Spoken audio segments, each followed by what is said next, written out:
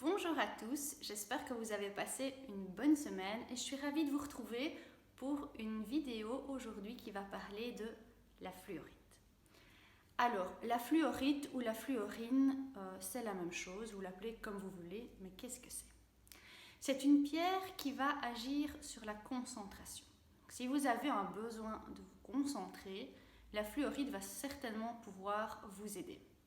Donc moi personnellement, j'ai toujours une fluorite sur mon bureau, toujours. Et je privilégie une fluorite brute, c'est-à-dire donc une fluorite qui n'est pas polie,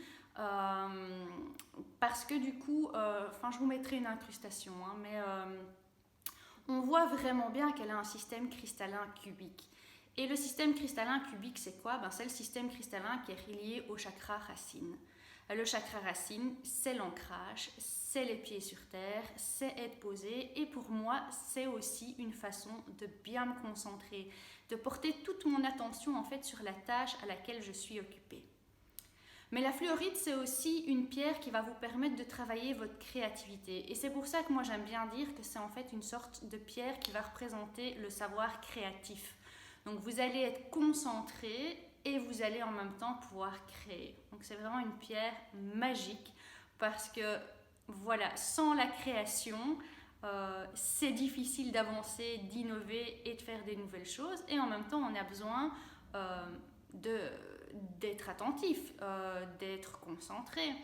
Et c'est une pierre aussi qui nous permet vraiment de rester dans le moment présent. Donc je ne sais pas si vous connaissez cette notion de flow dont on parle notamment dans tout ce qui est psychologie positive, mais c'est vraiment être dans le moment présent, ne pas voir le temps passer tellement vous êtes pris par ce que vous faites. La fluorite pour moi, c'est ça. Alors je laisse ceci à l'arcane majeur du tarot qui est l'impératrice. Pourquoi l'impératrice, vous allez me dire? Bonne question. Alors l'impératrice, c'est une femme de pouvoir, mais elle est aussi bien ancrée dans le sens où elle est assise. Donc elle a déjà ce lien commun avec la fluorite, dans le sens qu'elle va travailler l'ancrage. C'est aussi, donc comme je dis, une femme de pouvoir, mais aussi une femme de tête. Elle pense, elle réfléchit beaucoup. Et on est pile dans la concentration dont on parlait en début de vidéo. Donc voilà, c'est une pierre que vous allez pouvoir associer à l'impératrice et que vous allez pouvoir utiliser quand vous devez vous concentrer sur une tâche bien précise.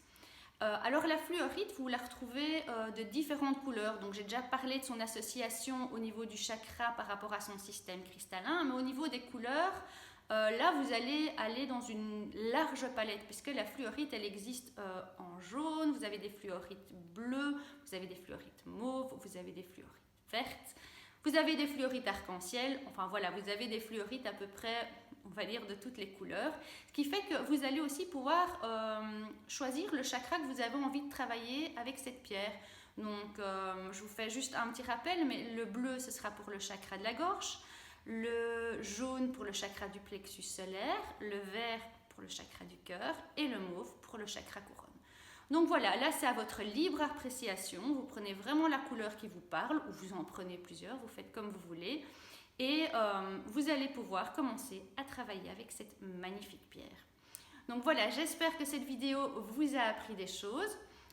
J'espère aussi que ça vous donne envie de travailler avec la fluorite. Si vous avez déjà travaillé avec elle, n'hésitez pas comme d'habitude à me donner vos ressentis et à laisser des commentaires. Et on se voit la semaine prochaine.